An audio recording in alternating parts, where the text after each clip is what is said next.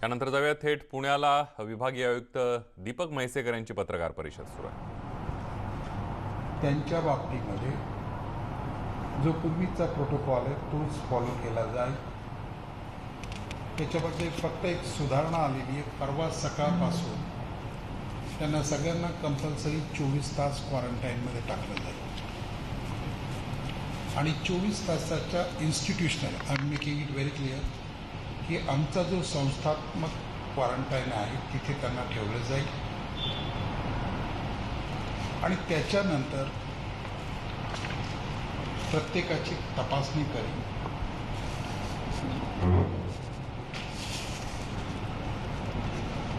तपासणी करून home quarantine advise करायचं असेल तर होम क्वारंटाईन किंवा मग इन्स्टिट्यूशनल क्वारंटाईनमध्ये कंटिन्यू केलं जाईल।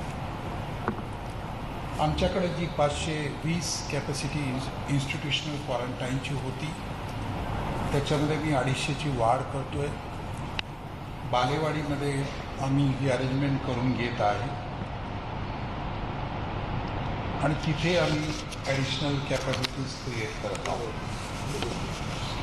बालेवाडीच्या व्यतिरिक्त अजून काही आम्ही अतिरिक्त फॅसिलिटीज क्वारंटाईनच्या उपलब्ध होत आहेत काय या आम्ही उपलब्ध करायचा आम्ही प्रयत्न करतो आहोत।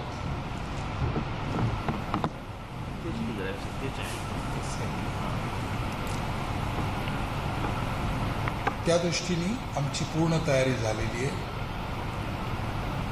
ट्रॅकिंग ऑफ किंवा जे परदेश गमन करून आलेले त्या व्यक्तींचं फॉलोअप हे जास्त परिणामकारकरित्या करण्याचा आमचा निर्णय झालेला आहे। मी मीडियामार्फत त्यांना स्पष्ट सांगू इच्छितो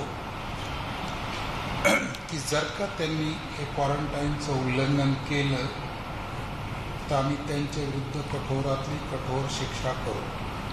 त्यांनी आम्हाला अंडरटेकिंग लिहून आम्ही त्यांच्याकडनं घेत आहोत की त्यांचा जो काही इन्क्युबेशन पिरियड आहे त्या पिरियडमध्ये ते घराच्या बाहेर निघणार नाहीत। आमच्याकडे काही तक्रारी येत आहेत, काही फोटो येत आहेत। एक त्यांनी विचार केला पाहिजे, मी परत जे पहिल्या दिवशी सांगितलं तेच रिपीट करेन की तसं करून ते स्वतःच्या कुटुंबाला ते एक्सपोज करतातच आहे पण आजूबाजूच्या समाजाला एक्सपोज करते। म्हणून अशी काही तक्रार आमच्याकडं आली किंवा आमच्या व्हिजिट्समध्ये तसं आढळून आलं तर the first thing that would be done is त्याला उचलून आम्ही इन्स्टिट्यूशनल क्वारंटाईनमध्ये आणू आणि मग त्याच्यानंतर आम्ही त्यांचं काहीही ऐकणार नाही। एका व्यक्तीसाठी आम्ही समाजाला पूर्ण त्याचे त्रास भोगावे लागणार नाहीत याची काळजी घेऊ। सर्वजण आपण शुद्ध आहात, आपण ही जरूर काळजी घ्याल। आम्ही आपल्याला जी ॲडवायझरी दिलेली आहे त्या ॲडवायझरीप्रमाणे आपण आपल्या घरी क्वारंटाईनमध्ये राहाल याची आपण दक्षता घ्या। राज्य शासनाने आजपासून 7 दिवस सर्व शासकीय कार्यालय बंद केलेली आहेत। ऑफकोर्स याच्यामध्ये जी अत्यावश्यक सेवा आहे, पाणी पुरवठा असेल किंवा इतर काही असेल त्याचे क्लॅरिफिकेशन्स येतील। आत्ता जरी बातमी अशी आली की सर्व कार्यालय तो अत्यावश्यक सेवा जसं की आरोग्य सेवा तेही शासकीय कार्यालय ते बंद होऊ शकणार नाही। माझं कार्यालय, जिल्हाधिकारी कार्यालय ही चालू राहतील। जी या करोनाचा फाईट करते ते सर्व कार्यालय चालू राहतील। त्याच्यात ते किती कर्मचारी आम्हाला आवश्यक आहे, कितींना आम्ही घरी राहायची परवानगी देऊ शकतो हा आम्ही निर्णय घेऊ आणि त्याप्रमाणे ती कार्यवाही केली जाईल। शहरातली गर्दी टाळण्यासाठी मी जिल्हाधिकारी महोदयांना आज लिहिलेलं आहे। मी स्वतः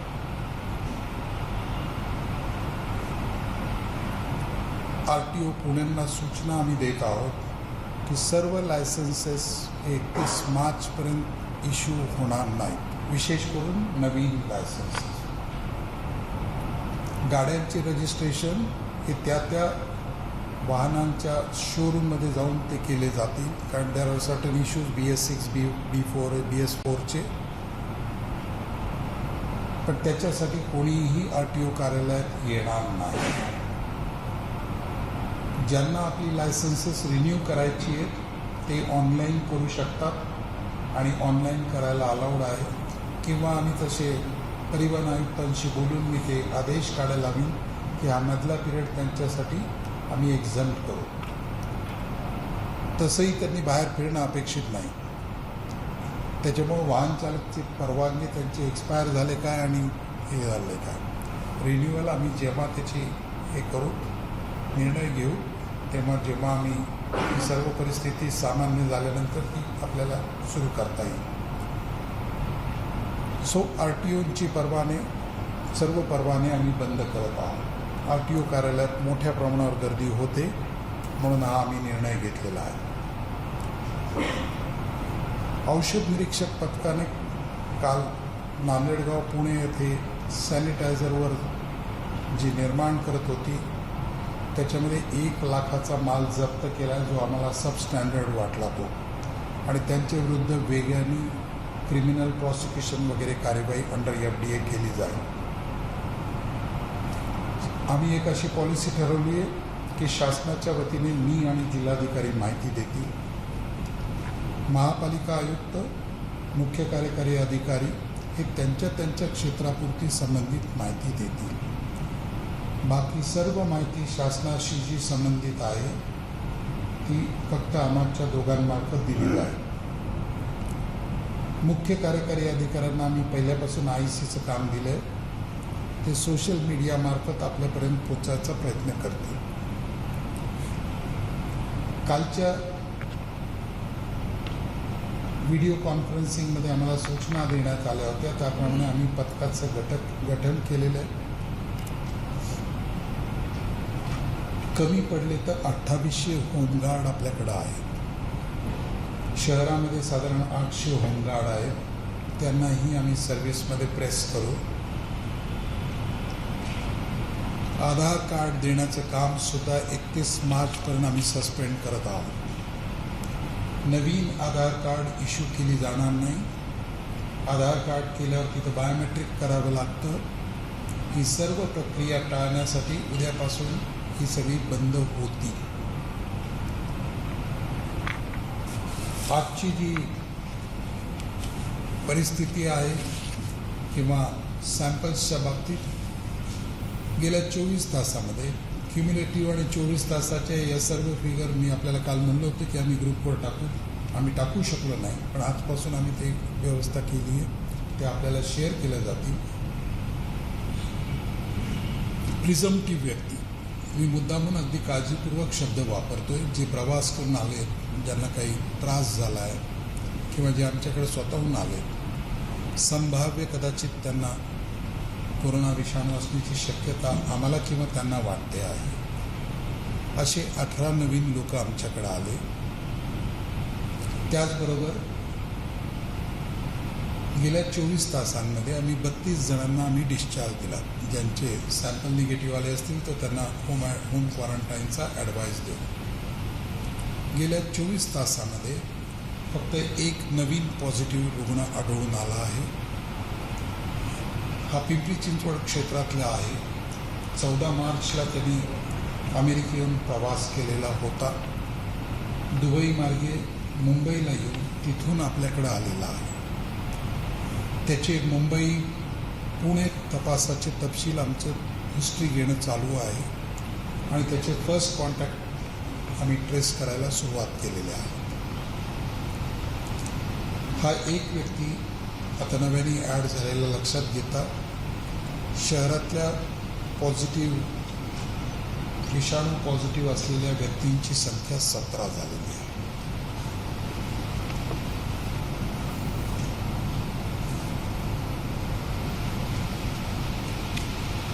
कॉन्टॅक्ट ट्रेसिंगच्या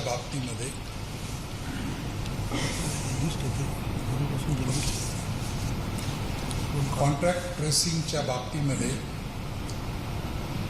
आपण आज म्हणजे गेल्या 24 तासांमध्ये 7,000 घरांना भेटी दिलेल्या आहेत, ज्याच्यामधल्या 21,583 व्यक्तींचा आपण तपासणी म्हणा किंवा माहिती घेतलेली आहे. त्यापैकी 5 जणांना आम्ही नायडू किंवा भोसरीला आम्ही त्यांना संदर्भित केलेलं आहे.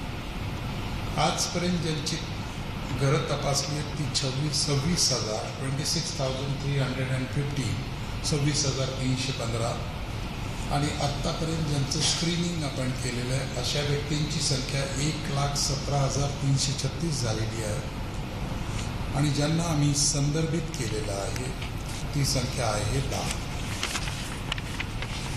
पुणे विमानतळावर जे काल रात्री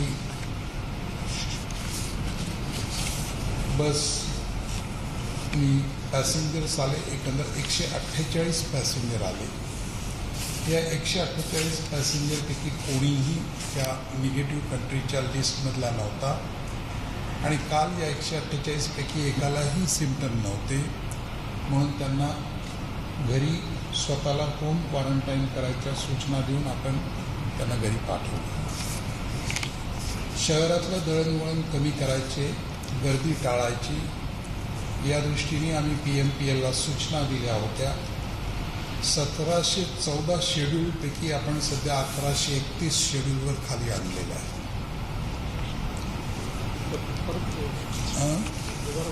1714 शेड्यूल त्यांची असतात. ती शेड्यूलची संख्या कमी करून आपण 1131 आणलेली आहे. म्हणजे थोडक्यात 583 बसेस आम्ही विड्रॉ केलेल्या आहेत. 2 गोष्टींसाठी. जी साधारण पॅसेंजरची संख्या 12 लाख होती ती 9 लाखापर्यंत घसरली आहे काल फर्स्ट डेला. याच्यामध्ये 3-4 गोष्टींची आम्ही प्रामुख्याने काळजी घेत आहोत की दवाखाना किंवा हॉस्पिटल्स, मग ते प्रायव्हेट असो किंवा शासकीय असो, तिथल्या रूट्सवर कुठलीही कपात केली जाणार नाही. त्याचबरोबर जिथे लोक कामासाठी येतात, ऑफकोर्स जेव्हा आम्ही हा निर्णय घेतला तेव्हा राज्य शासनाचा निर्णय जाहीर झाला नव्हता, त्याच्यामुळे त्याच्यात आम्ही पुन्हा रिव्ह्यू करू शकतो.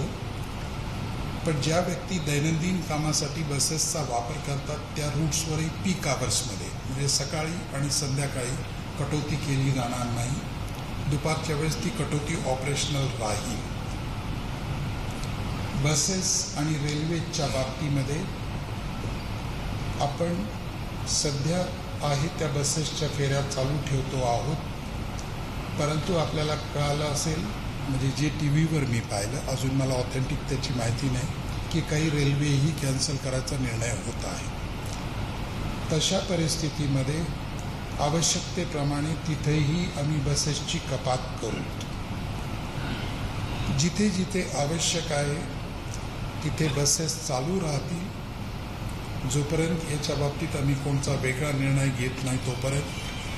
परंतु आज आम्ही बसेस कमी करायचा निर्णय घेतला आहे.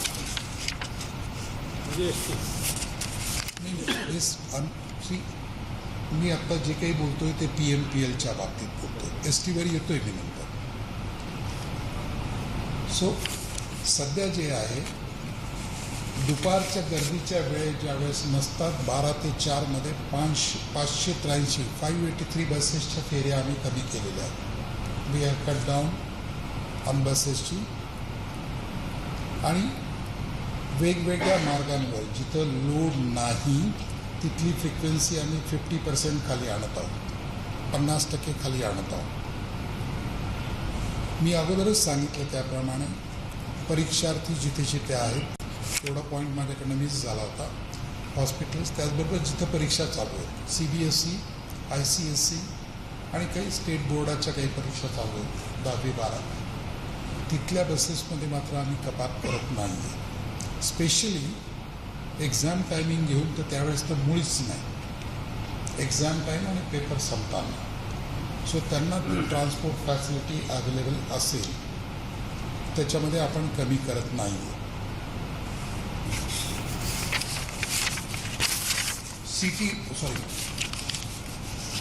महाराष्ट्र राज्य परिवहन महामंडळाच्या बाबतीमध्ये मी जी काही माहिती घेतली आहे, रुटीनली आपले साधारण 35,000 प्रवासी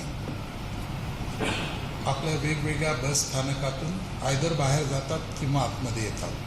हा रेशिओ साधारण 50% किंवा 50-60% दरम्यान असतो. जाणारे जेवढे तेवढे येणारे.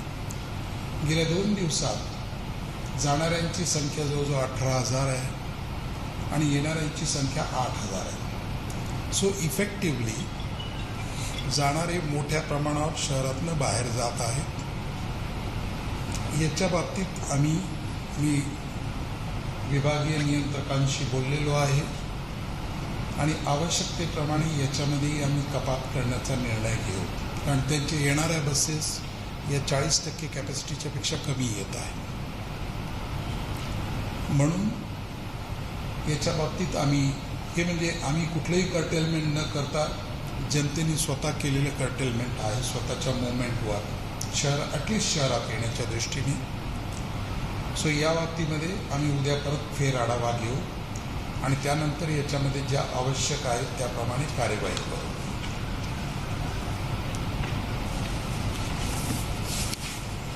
आज ही बैठक झाल्यानंतर म्हणजे आपली प्रेस झाल्यानंतर आय मे गो टू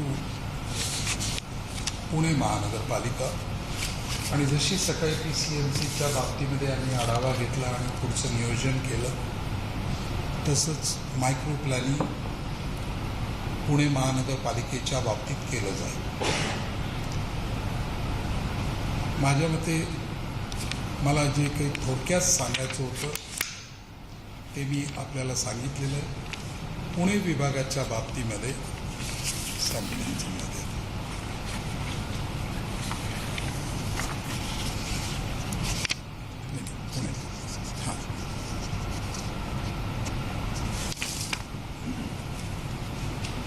आज मितीस एकंदर 17 व्यक्ती वेगवेगळ्या आमच्या आयसोलेशन किंवा जी फॅसिलिटी आम्ही टेस्टिंग फॅसिलिटीज केली आहे तिथे आलेल्या आहे.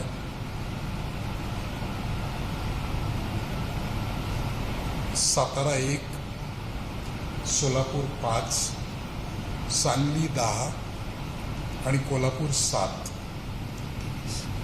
आय एम सॉरी, थोडं करेक्शन आहे. 6 आणि 7 23 इन ऑल. हे थोडंसं ही गलत याच्यामुळे होते की आमचे 2 विभाग आहेत आरोग्य खात्याचे. कोल्हापूर विभाग वेगळा आणि पुणे सर्कल वेगळी. आय रिपीट, सातारा 1, सोलापूर 5, सांगली 10 आणि कोल्हापूर 7 आयसोलेशन सेंटर हे म्हणजे रिपोर्ट केलेले आहेत. आम्ही यांचे 17 जणांचे आम्ही सॅम्पल पाठवले होते. त्यापैकी 15 जणांचे सॅम्पल आलेत आणि ऑल आर निगेटिव्ह. फक्त 2 जणांचे सॅम्पल्स अजून अवेटेड आहेत. ते आम्हाला आल्यानंतर आम्ही अगेन मी तर स्पष्ट करू इच्छितो की जे मी फिगर आपल्याला देत आहोत या जिल्ह्यांच्या बाबतीत ही कदाचित दुपारी 2 वाजताची असेल. याच्यात परत तासाला बदल होत आहे. सो एकंदर इथे आमच्याकडं आज म्हणजे विभागाच्या बाबतीत जेव्हा आपण बोलतो तेव्हा आपल्याला म्हणजे अजून तरी एकही पॉझिटिव्ह आलेलं नाही. काल राज्य शासनाने माझ्या डिस्पोजलला जो निधी दिला होता 10 कोटीचा ॲडॉक म्हणून मी या 4 जिल्ह्यांना 40 लाख वितरित केलेले आहेत आणि पुणे जिल्ह्यासाठी आम्ही 2,40,00,000 दिलेले आहेत. माझ्याकडं अजूनही 6 कोटी आहेत. मी त्यांना सांगितलेलं आहे जी काही त्यांची आवश्यकता असेल या सर्व जिल्ह्यांची त्यांना आवश्यकतेप्रमाणे निधी उपलब्ध करून दिला जाईल. निधीची कुठेही कमतरता पडणार नाही याची आम्ही काळजी घेत आहोत. N95 मास्कच्या बाबतीत मी हाफकिनशी बोललेलो आहे आजच. हाफकिनमधनं आपल्याला उद्या किंवा जास्तीत जास्त परवापर्यंत 2,000 अतिरिक्त N95 मास्क आपल्याकडे येतील. PPEच्या बाबतीत सुद्धा आम्ही ॲडिशनल प्रोक्युरमेंट सुरू केलेले आहे आणि हे ॲडिशनल प्रोक्युरमेंट स्टँड बाय राहील. सध्या आमच्याकडं पुरेसा स्टॉक भरपूर तर मी म्हणणार नाही, पण पुरेसा स्टॉक आहे आणि हे अतिरिक्त प्रोक्युरमेंट 23 तारखेपर्यंत कंप्लीट होईल आमचं. 4ही जिल्ह्यांमध्ये PPE, N95 आणि सर्जिकल मास्क यांची आज तरी जी काही त्यांची संभाव्य येत्या 4-5 दिवसाची आवश्यकता कदाचित भासली तर तेवढी त्यांच्याकडं उपलब्ध आहे. सो मेडिकल इक्विपमेंट्सच्या बाबतीमध्ये आम्हाला काही इथे अडचण वाटत नाही. By and large this is the update की आत्तापर्यंतची आपल्याला गेल्या 24 तासातली ही माहिती आहे. मी जे काही आत्ता आपल्याला बोललो त्याच्यामध्ये जिल्हाधिकारी महोदय अजून काही अतिरिक्त माहिती देतील.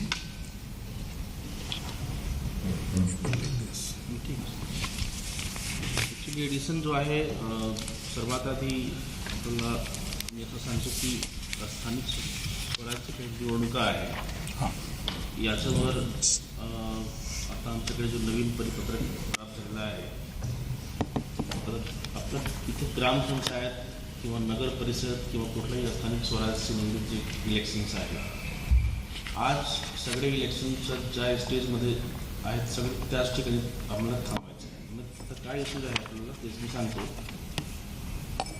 त्या स्थानिक स्वराज्य संस्थेच्या निवडणुका स्थगितीबाबतचा हा निर्णय आहे.